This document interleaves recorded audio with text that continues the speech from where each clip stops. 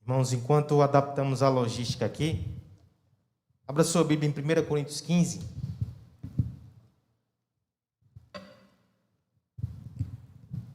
Primeira Coríntios 15, a partir do verso 29. Oh, abençoado verso 29. Vocês verão.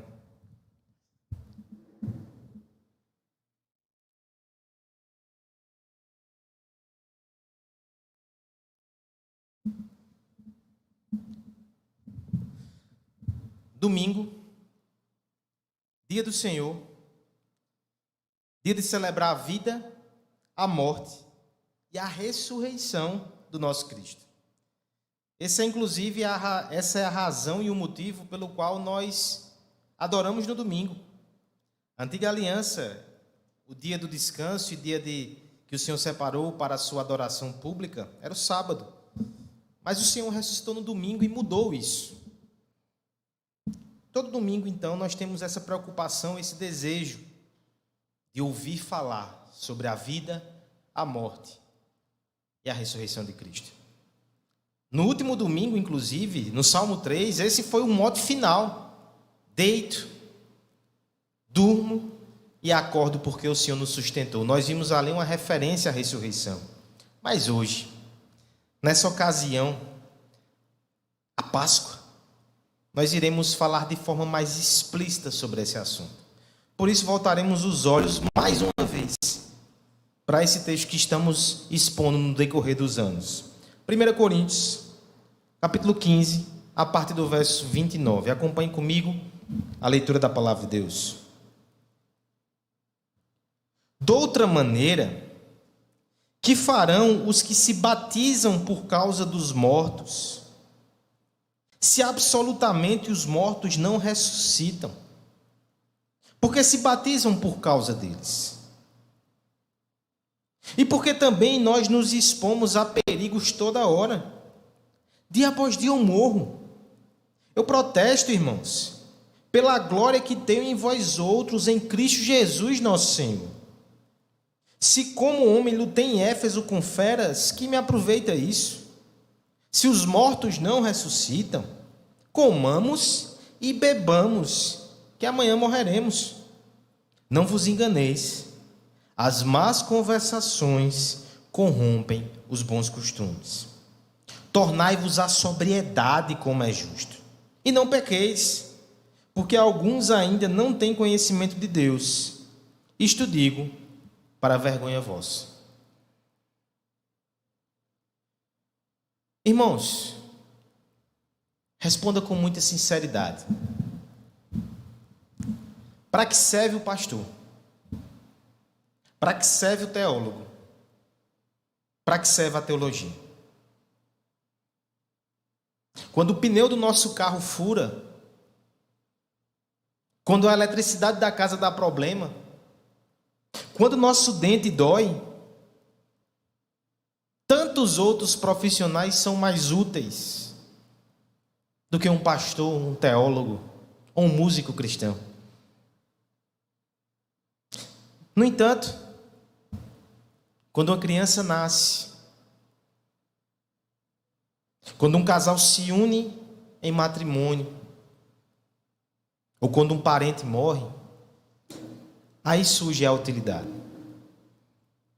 Há um escritor chamado Kevin Van Hooser que vai dizer que essa percepção está certa demais.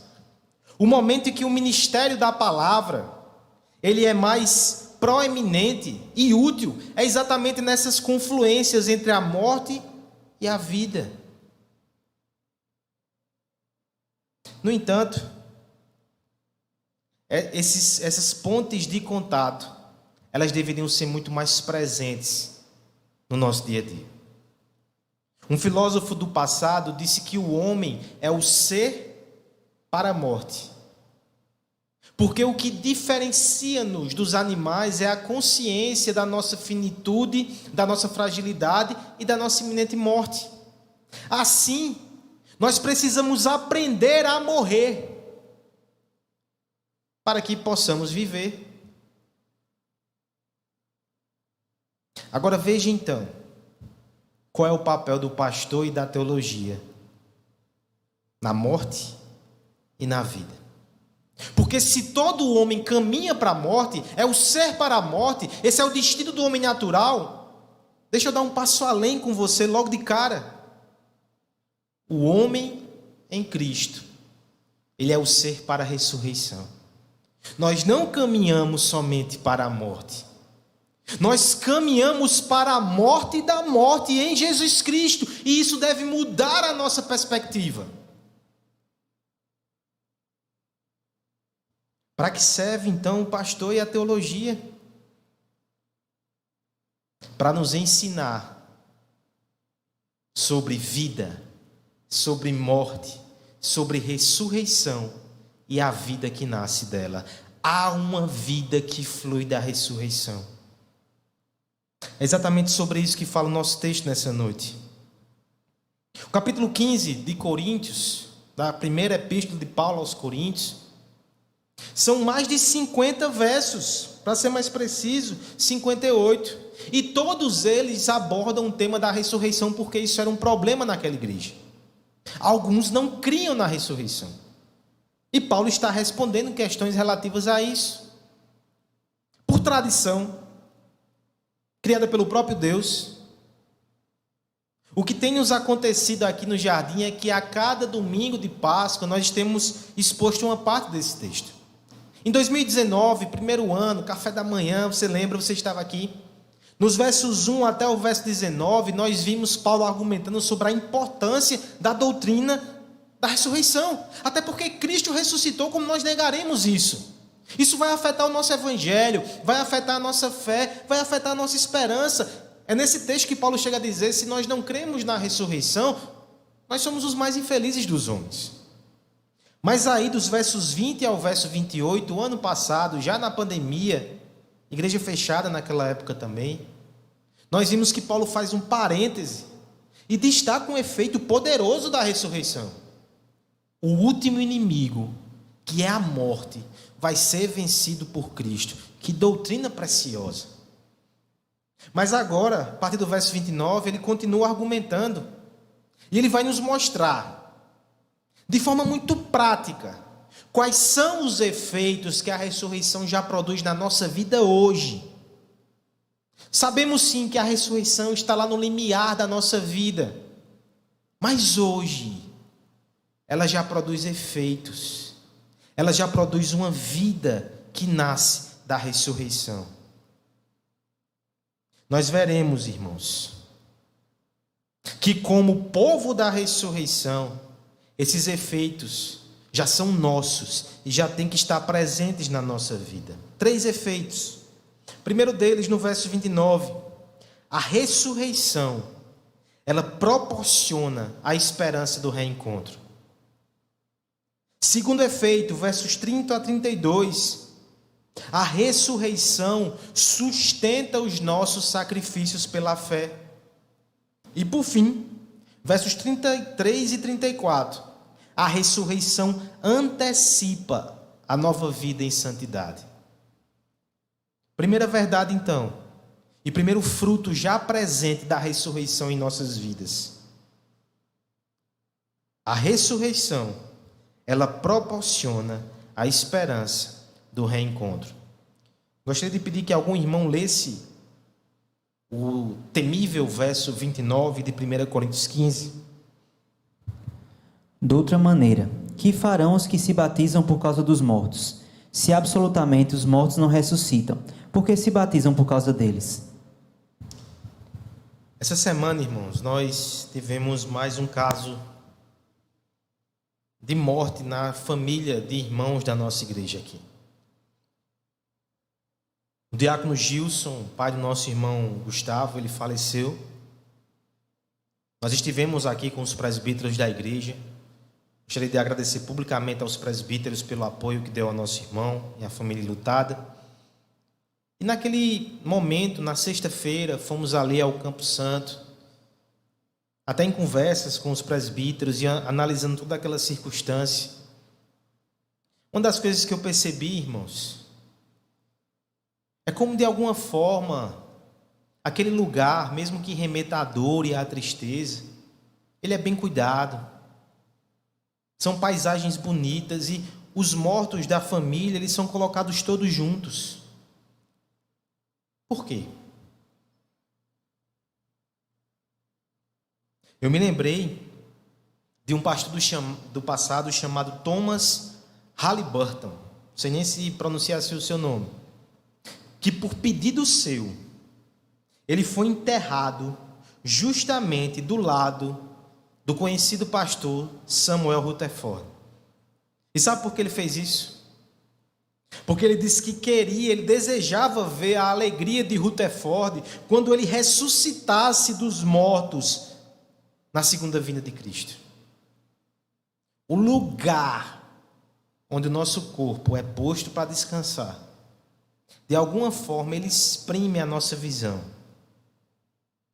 Ele exprime nossa expectativa. E esse verso 29, ele nos aponta nessa direção. Sim, o verso 19, talvez você diga, o verso 29 você diga, pastor, vi muitas coisas aqui que me chamaram a atenção, mas não exatamente isso. Esse verso, ele tem sim uma expressão muito difícil teologicamente. Porque Paulo fala e argumenta, sobre a prática de batizar-se por causa dos mortos. Ou, em outras traduções, em favor dos mortos. O que significa isso, irmãos? A interpretação mais simples, ela é a mais perigosa. Alguns entendem que aqui está a ideia de que eu me batizo para que o morto receba esse batismo em meu lugar. Morreu pagão, vou me batizar por ele. Os mórmons, a igreja dos santos no último dia, usam este verso, juntamente com outras revelações extra-bíblicas, para fundamentar a doutrina do batismo vicário. Quando alguém se converte ao mormonismo, ele batiza-se em favor dele mesmo e eles puxam uma árvore genealógica para saber se tem parentes dele que não foram batizados, e ele se batiza em favor daqueles por procuração. Batismo vicário. Mas deixa eu tranquilizar o seu coração com essa doutrina esquisita. Ela não foi acolhida pela igreja historicamente. Mesmo o catolicismo, que ainda tem algum tipo de doutrina que fala sobre orar pelos mortos, boas obras e missas em favor dos mortos, batismo em favor dos mortos, eles não chegam a esse ponto. Na história da igreja, essa não foi a interpretação, exceto de alguns hereges, como Marcião. Mas de forma geral não é isso que o texto parece indicar. Eu vou dar duas razões porque o texto não parece indicar isso. Primeira delas, irmãos, não há registro histórico que houvesse essa prática em Coríntio. Histórico, documental, testemunhal, não há. E nem em nenhuma outra igreja dos cristãos primitivos não há relatos de que eles batizavam-se pelos mortos. Também há outra questão aqui que Calvino levanta esse argumento. Ele vai dizer assim: uma heresia tão séria que afeta a doutrina da salvação, se Paulo usasse isso como argumentação, dizendo, vocês não se batizam pelos mortos, então vocês creem na ressurreição. Esse é meio que o argumento, Se ele tocasse nisso, é claro que Paulo iria combater esse erro. Se ele não faz, é porque não é isso que está sendo dito aqui. Mas tudo bem, pastor, então o que está sendo dito então? Alguém já disse que nós temos aqui 3 palavras que geram 300 interpretações. E eu me debrucei sobre a grande parte delas. 2 dias praticamente só estudando esse verso. Mas não é para isso que o pastor serve? Deixa eu compartilhar algumas rapidamente, certo? Os pais da igreja, de maneira geral, eles entendiam que esse verso aqui referia-se à seguinte situação. Um cristão se converte, mas ele acaba morrendo de forma súbita antes de ser batizado. Então, não para a salvação, mas como forma de realizar algo muito precioso para aquele que morria, algum parente assumia o seu lugar e se batizava simbolicamente em favor desse. É claro que essa interpretação é possível, já não é tão herética, mas envolve um certo misticismo. Outros tentam colocar essa passagem mais em termos espirituais, dizendo que mortos aqui são os mortos espirituais, ou seja, está falando de todos nós. Nós somos os mortos que foram batizados, crendo que ressuscitamos espiritualmente. Essa é uma possibilidade, mas ela é bem alegórica no que diz respeito à interpretação.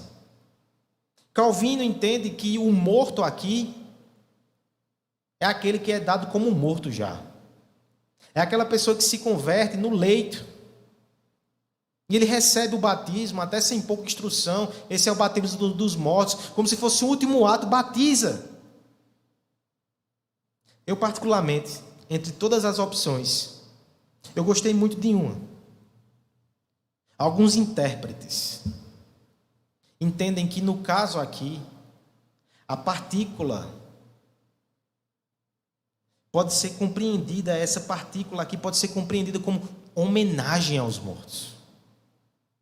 Pessoas que foram evangelizadas por parentes que depois morreram, talvez até que foram martirizados.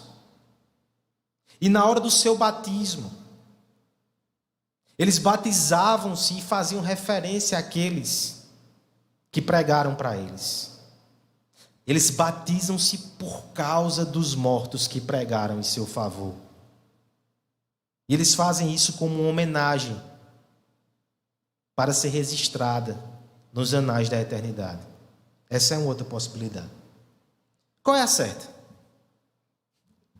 Eu não saberia lhe dizer, irmão.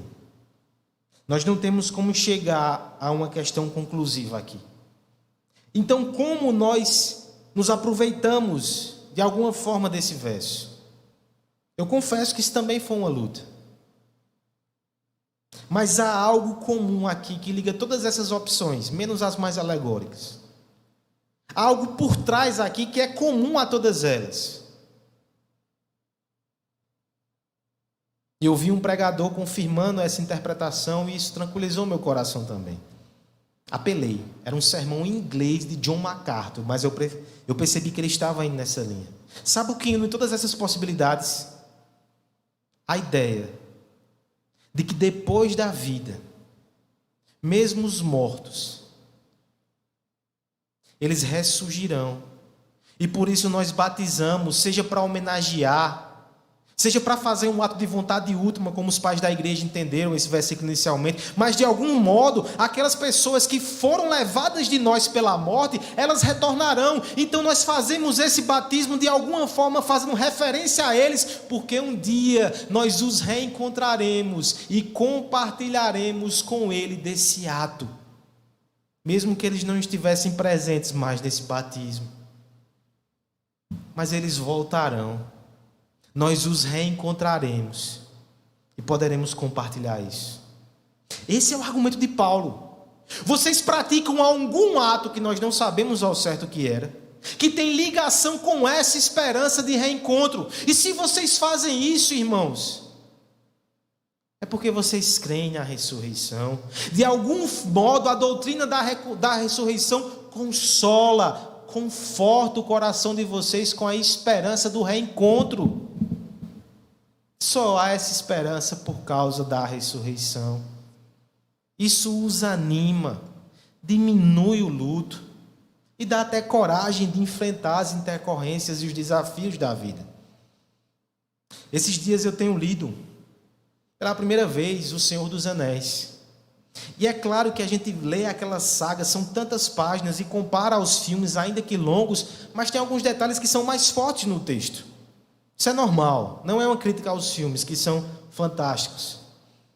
Mas uma das primeiras coisas que já me chamou a atenção no início dessa leitura é o destaque que é dado ao tio de Frodo, Bilbo Bolseiro.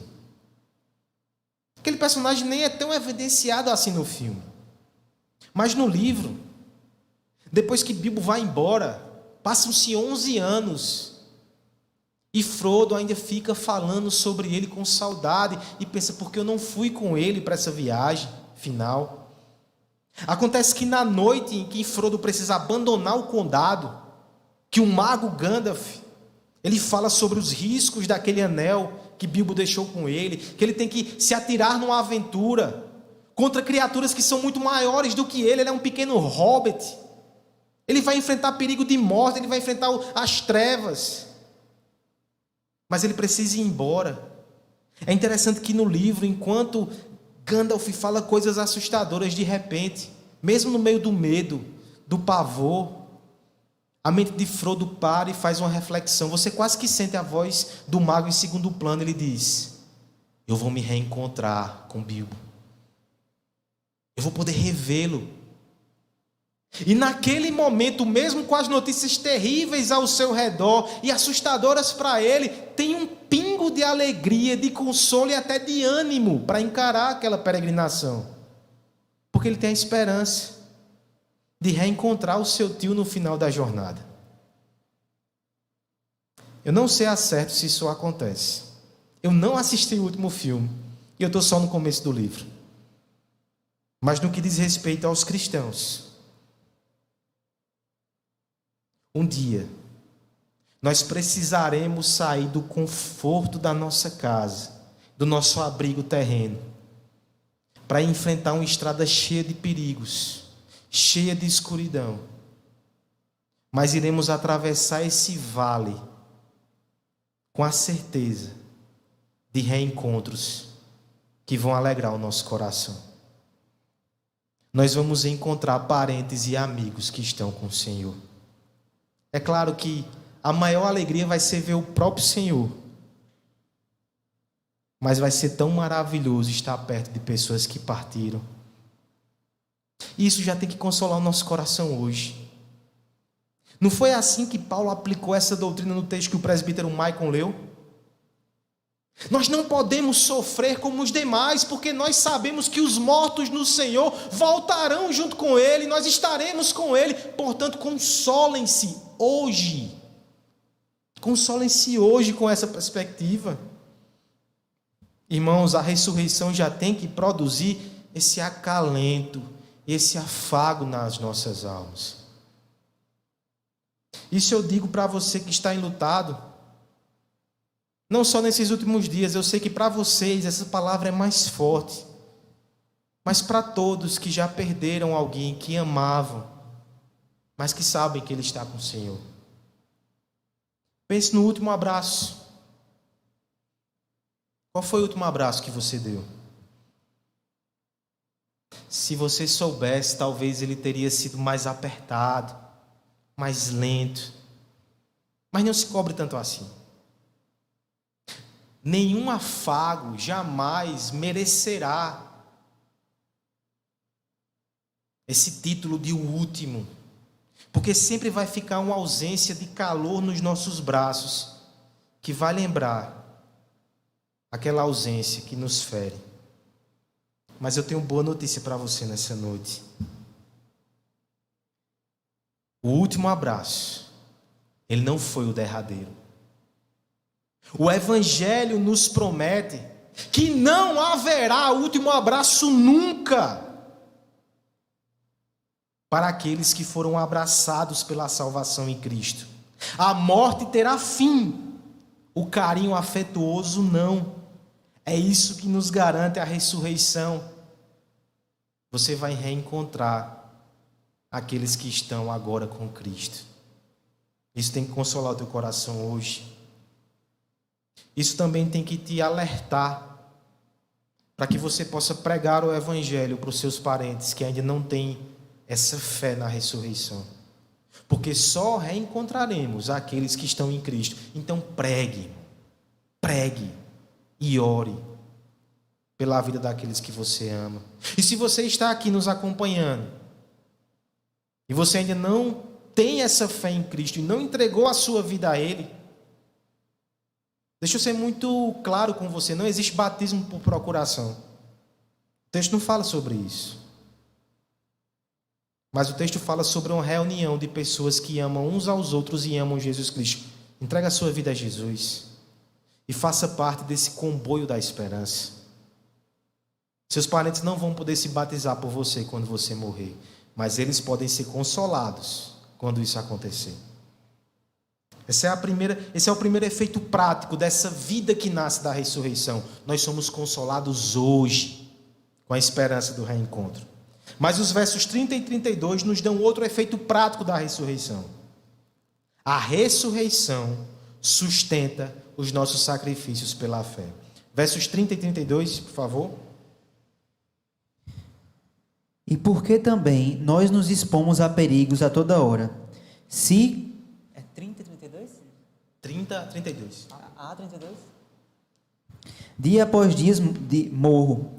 Eu protesto, irmãos, pela glória que tenho em vós outros, em Cristo Jesus, nosso Senhor. Se como homem lutei em Éfeso com feras, que me aproveita isso? Se os mortos não ressuscitam, comamos e bebamos, que amanhã morreremos. A fé cristã tem coisas muito estranhas. Ela exige de nós algumas renúncias e alguns sacrifícios. É claro que alguns tentam modificar isso, né? Prometendo que receberemos coisas, mas a fé verdadeira, ela pede que você sacrifique coisas. Mas o pior é que ela não me pede para sacrificar simplesmente bens, tempo, preferências. A Bíblia fala sobre entregar a nossa vida.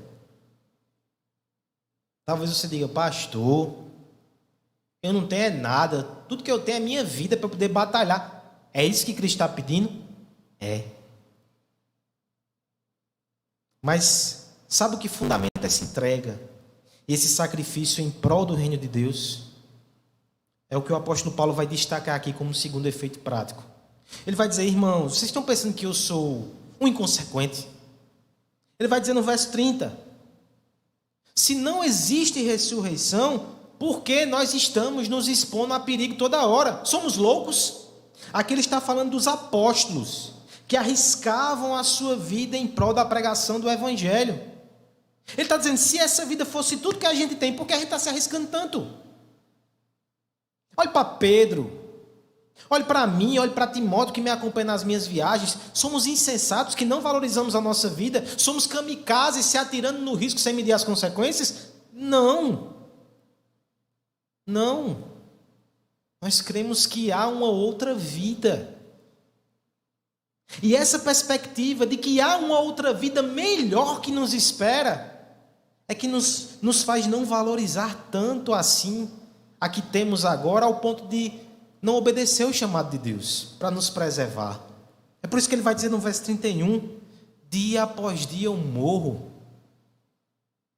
Isso aqui me lembra tanto casamento. Nossa, está tudo bem com você e com Letícia, pastor?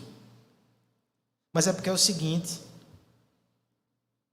há um livro de Tim Keller que ele usa a seguinte ilustração. Costumava perguntar aos noivos, né, se eles morreriam pela esposa, como fala aqui em Efésios, no texto de Efésios. E o noivo, né, cheio daquele sentimento romântico na celebração do casamento, olha para o pai da noiva, né? Não, claro, pastor. Porque na mente deles, eles idealizam a seguinte cena: estão na rua e de repente alguém dá um tiro e ele entra na frente da esposa, né, um morro. Só que morrer, segundo a palavra de Deus, não é só esse caso extremo, não. É abrir mão de algumas vontades, de desejos, para agradar a sua esposa. É renunciar para que ela possa ser feliz. Esse é um morrer. É por isso que me lembrou aqui Paulo. Paulo não está falando só da entrega final da sua vida. Ele entregou, ele foi martirizado. Mas ele está dizendo, eu morro dia a dia para fazer a vontade de Deus, para levar o evangelho de Deus. Eu estou morrendo. É como se ele dissesse, haviam tantos outros lugares para eu estar. Haviam tantos outros confortos que me esperavam. Mas eu decidi morrer para cada um deles, para estar aqui, para estar onde estou, fazendo a vontade de Deus. Ele vai continuar, eu protesto, irmãos, pela glória que tenho em vós outros, em Cristo Jesus nosso Senhor. Ou seja, eu protesto, olhem vocês são fruto da minha entrega, são fruto da minha renúncia, são fruto do meu sacrifício em prol do reino, em prol de Cristo. Cada um de vocês é uma prova que eu estou morrendo para mim, que eu estou vivendo para Deus. Ele arrebata no final a sua argumentação. Se como homem lutei em Éfeso com feras, que me aproveita isso? Aqui há uma série de questões, porque nós não temos um registro que Paulo foi lançado no Coliseu na cidade de Éfeso. Mas possivelmente aqui é no sentido figurado. Ele está falando de batalhas espirituais que não são menos dolorosas em muitos sentidos do que as batalhas físicas. A sua alma sofria com os golpes, com as traições, com as humilhações, com os falsos mestres que machucavam a sua alma quando feriam a igreja, com as calúnias. Ele está dizendo, irmãos, eu sofri tudo isso, que me aproveita. Se eu só tenho essa vida, vou viver essa vida em sofrimento. Ele vai arrebatar no final. Se os mortos não ressuscitam, comamos, bebamos, que amanhã morreremos. Se você só tem uma vida, se eu só tenho uma vida, se Paulo tem uma vida, para que a gente vai se sacrificar pelo reino de Deus? Para que eu vou dizer não ao pecado? Para que eu vou deixar de estar em algum lugar para estar aqui na igreja servindo, ou para estar no meio do mundo evangelizando e fazendo a obra de Deus? Para que eu vou deixar de estar descansando na minha poltrona depois do dia de trabalho, para, por exemplo, receber um irmão lá em casa e ministrar uma palavra de conforto ao seu coração, compartilhar a fé, discipular? Para que eu estou fazendo isso? Se eu só tenho uma vida, eu tenho que aproveitar ela até o fim. Mas o argumento de Paulo é que não é assim. Essa vida é preciosa, mas pode gastar. Pode gastar, que Deus tem para nós uma melhor. E até o que a gente sofre não se compara à glória que há de vir. Como disse um poeta aqui da nossa terra, companheiro de João no Candeeiro, Julinho de Tia Lica, uma das suas canções ele diz: eu olhando para o céu me alegro, pois todo o meu sofrer não se compara com a vida que contigo eu hei de ter. A vida que está do lado de lá é melhor do que essa, irmão. Então pode gastar. Pode gastar para Deus. Isso tem implicações muito práticas. Eu me lembro de uma história que me marcou muito. Eu acho que eu já mencionei aqui, mas faz muito tempo. Eu vou trazer a baila de novo. Um pastor do passado, ele registrou o seu espanto com uma mulher da sua igreja, que tinha um marido incrédulo, que era um bêbado, que muitas vezes a destratava, que não reconhecia como ela era uma boa esposa, mas ela sempre o servia com muito cuidado, com muita dedicação, com muito amor e com muito carinho. E o pastor, olhando para aquilo, teve um momento que ele se incomodou e disse: irmã, você não se incomoda com essa situação, não? Ela disse: pastor, eu tenho duas vidas. Eu tenho essa com alguns sofrimentos, mas eu tenho outra que Deus me prometeu. Meu marido não crê em Cristo, ele só tem essa. O máximo de céu que ele vai ter é isso aqui. Eu me esforço para que ele sinta um pouco daquilo que um dia eu vou sentir em plenitude. Ele só tem essa vida. Eu posso renunciar e me sacrificar um pouco para que ele tenha uma vida melhor nesse tempo. Você consegue perceber a força desse exemplo? E você consegue perceber como isso deveria também fazer parte das nossas convicções?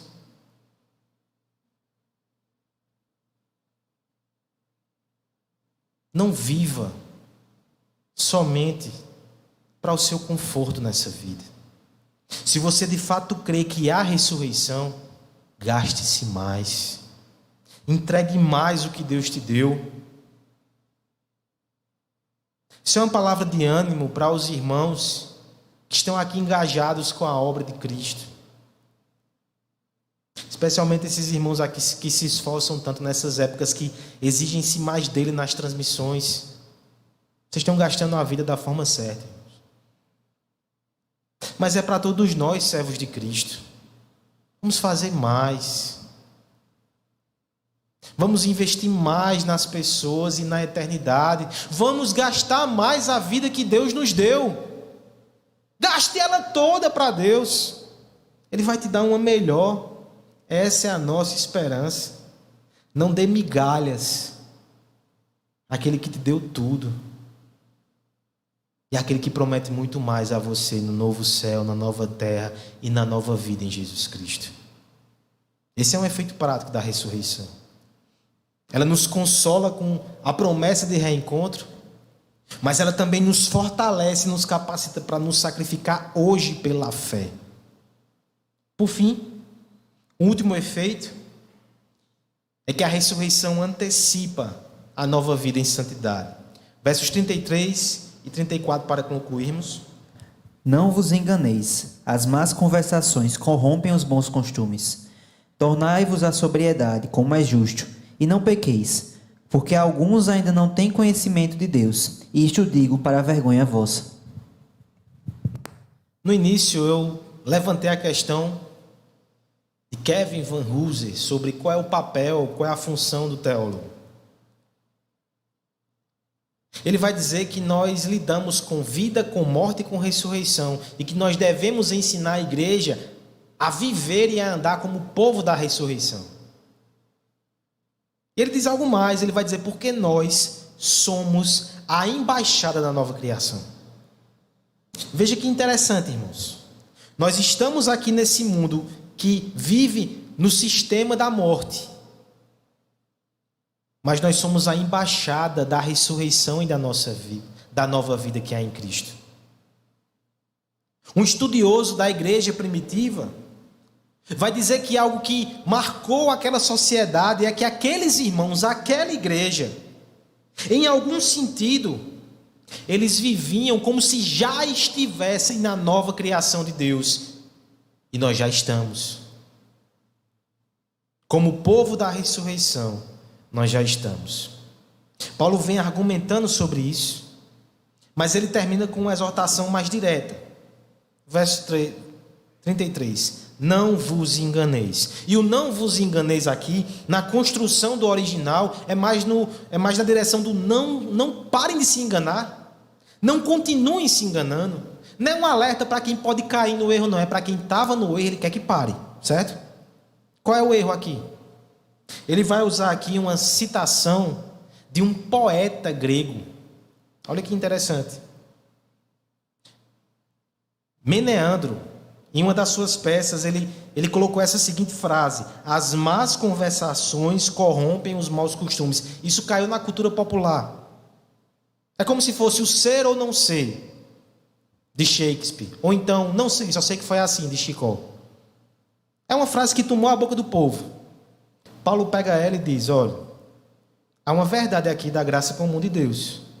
Má conversações corrompem bons costumes. Aplique ao contexto aqui. Tem má conversações no meio de vocês sobre pessoas que não creem na ressurreição, e isso está corrompendo vocês, está afetando a vida de vocês. A doutrina errada conduz a uma vida errada. Lembra o argumento: se não existe ressurreição, a gente faz o que quer aqui e pronto. Eles estavam acolhendo esses pensamentos dentro da igreja, irmãos. Eles não estavam vivendo como ressurretos, mas como homens de morte. Homens que só têm essa vida para aproveitar. Que trágico. Olha como ele termina o texto: tornai-vos à sobriedade. Sobriedade é bem linguagem daquele que estava alcoolizado, embriagado, né? Ei, acorda! Lava o rosto! Viva como alguém que você é em Cristo. Isso é justo. Deus te deu uma nova vida. Entregue essa vida a Ele. Pare de se entregar ao pecado. Pare de viver displicentemente como os outros vivem. Não pequeis. A conclusão: porque alguns ainda não têm conhecimento de Deus. Isso eu digo para a vergonha vossa. O que é que ele está dizendo? Tem gente na igreja que não conhece a Deus de verdade. E vocês nem percebem. Porque todos estão vivendo essa vida com essa moralidade abaixo do padrão da nova criação. Todos vivem como se fosse da antiga criação. Tem descrente no meio de vocês e vocês não percebem. Isso é uma vergonha. Porque se vocês vivessem segundo as regras, os valores e os princípios da nova criação, criada em retidão e justiça para Deus, ia se destacar aqueles que ainda não conhecem Deus no meio de vocês. Veja que forte, irmãos. Igreja do Jardim. Será que nós conseguimos perceber, por contraste, se porventura pessoas que estão no nosso meio dizem ser cristãs e não são, a gente consegue perceber? Ou nós estamos mergulhados ainda nos valores comuns desse mundo e não nos valores de santidade da nova criação? Somos embaixadores, irmãos. Crianças que estão em casa.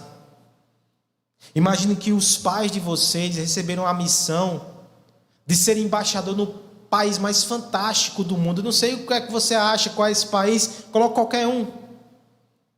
E você vai se mudar para lá com eles. Mas até lá, o que é que você precisa? Aprender a nova língua, a nova cultura. Então seus pais matriculam vocês numa escola de imersão nisso. Só que quando chegam ali, tem um capetinha que senta do seu lado e diz: isso é conversa. O governo está mentindo para os pais de vocês. Eles não vão enviar vocês para canto nenhum, não. Estuda isso não, vamos brincar de outra coisa. Não age assim não. Age como você é mesmo. Não dê trela a isso. Você não vai para canto nenhum não, meu filho. A mesma coisa ocorre conosco aqui. Nós fomos deixados nesse mundo, mas nós já fazemos parte da nova criação. Não dê ouvidos a quem diz que isso não existe. Não dê ouvidos a quem diz que você não precisa aprender a nova lei desse novo país que você está indo. Absorva e viva essas novas regras, esses novos princípios, porque o pecado, preste atenção, ele se refugia nas brechas da nossa incredulidade. É na escuridão da dúvida que ele se esconde. É na umidade do coração que não sabe se vai se entregar por completo a Deus. Ali esconde-se, alimenta e cresce a rebelião que nos prejudica. Que nós lancemos o farol da palavra nos lugares escuros que ainda persistem no nosso interior. Porque um dia a claridade da ressurreição vai tomar conta. Seremos perfeitos como Cristo é, o nosso irmão Michael leu aqui. Mas até lá, a graça santificadora tem que ser aplicada como um remédio que deixa a alma forte, para que um dia ela seja plena luz. Antecipe a ética da nova criação. Lá não vai haver inveja. Lá não vai haver prostituição. Lá não vai haver violência. Lá não vai haver mentira. Deixa essas coisas para lá. Isso não faz mais parte de você. Deixe de dar ouvidos a quem diz que isso não existe. Ouça aqueles que te ensinam sobre o reino que virá, sobre o rei que já veio e sobre a vida que devemos viver. Você só vai entender isso se você se entregar a esse rei. Entregue-se. Se ainda não o fez, aí você vai enxergar a vida com outros olhos e você vai entender tantas coisas espirituais que antes não entendia. Talvez você entenda até para que serve o pastor e a teologia. Para que serve? Falar sobre vida, sobre morte, sobre ressurreição e a vida que nasce dela. Só que às vezes isso pode ser palavras, somente palavras. O que fazer com palavras? O que fazer com canções, João? Eu li uma crônica esse sábado que mexeu demais com o meu coração, porque fala sobre isso. O cronista Rubem Braga, ele escreve um texto seu chamado assim: Meu ideal seria escrever.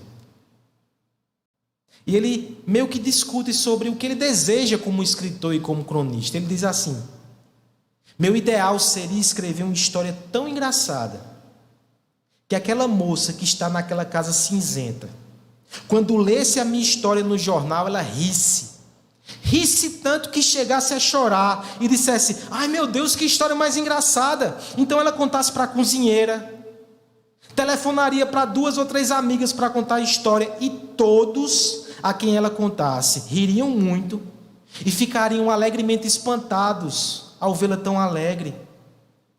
Ah, que a minha história fosse um raio de sol, irresistivelmente louro, quente, vivo, na vida daquela moça reclusa que não sai de casa, enlutada, profundamente triste, doente. Que ela mesmo ficasse admirada ouvindo o próprio riso e depois repetisse para si própria: que história engraçada. Eu queria que a minha história também alcançasse um casal que estivesse bem mal-humorado.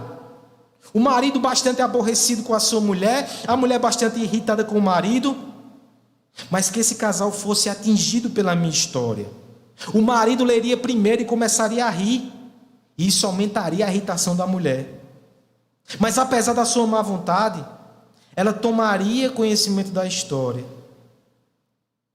E os dois começariam a rir juntos. Primeiro rindo sem olhar um para o outro, mas ouviam o riso. E começavam a lembrar do tempo que riam juntos. E assim, reencontrariam a alegria perdida em torno da minha história.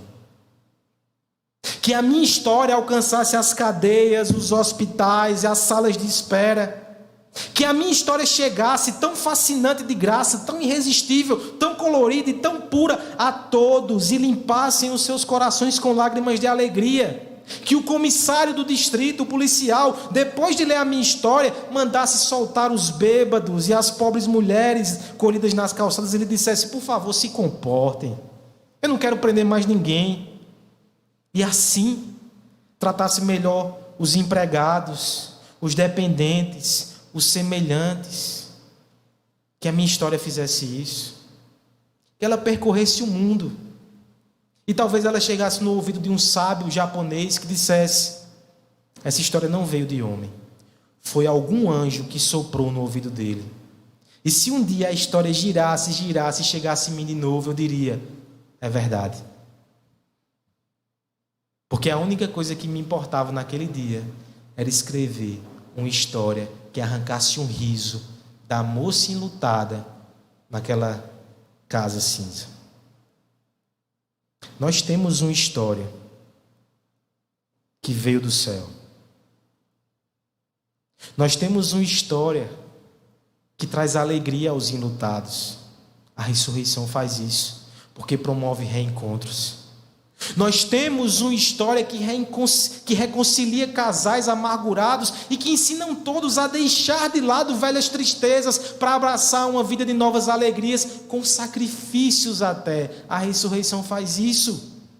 Nós temos uma mensagem que vem do céu e que sai tocando vidas, que atinge o comissário, que atinge o bêbado, que atinge o errante e os ensina a viver um novo padrão, uma nova ética. Essa é a mensagem do Evangelho, essa é a mensagem da vida, da morte e da ressurreição. Para que serve então o pastor? Para que serve o teólogo? Para que serve o músico? Para que serve você com a sua Bíblia na mão? Senão para compartilhar a história da ressurreição, enxugando lágrimas, arrancando sorrisos, fortalecendo o coração. Cristo ressuscitou.